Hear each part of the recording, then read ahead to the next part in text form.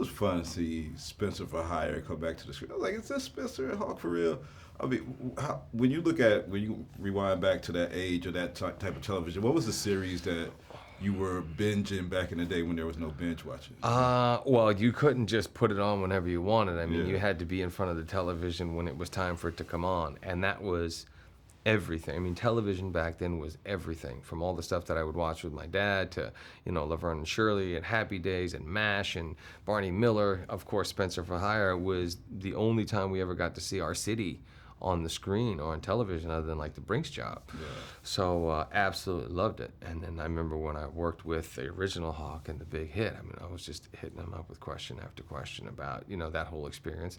And hopefully now we get to make it our own, and audiences will not only find that, but discover the books, and if they want to see the series as well. I know you're Boston native. I mean, nobody will ever deny where you come from. But all these characters you played from, Departed, all these movies that's depicted part of Boston. Is it any of these people that you didn't know, like you weren't familiar with this character as a person growing up? Yeah, well, Perfect Storm for sure. I didn't realize, the risks that it took to get that lobster or that, that piece of haddock that we take for granted. Yeah. But it's a small world, so you kind of, everybody knows everybody.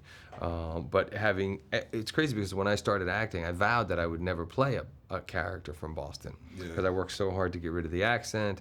Everybody thought you were like an alien from outer space when you talk like that.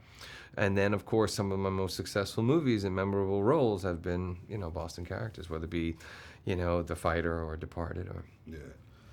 I always wonder, because when you take you back to early in your career, you was performing as an artist.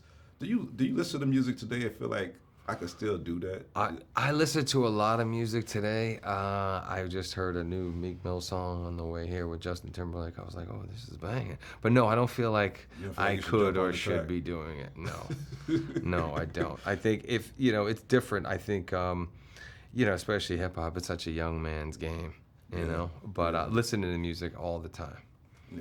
Yeah. So the one thing about Spencer is that he could never help, not help himself from going to help somebody else. Do you find yourself in those situations where you should stay out of it, but you get involved? Or yeah, and I think, or helping somebody that maybe, it's the great thing about Spencer is he's really helping people who are like been wronged and where there's injustice.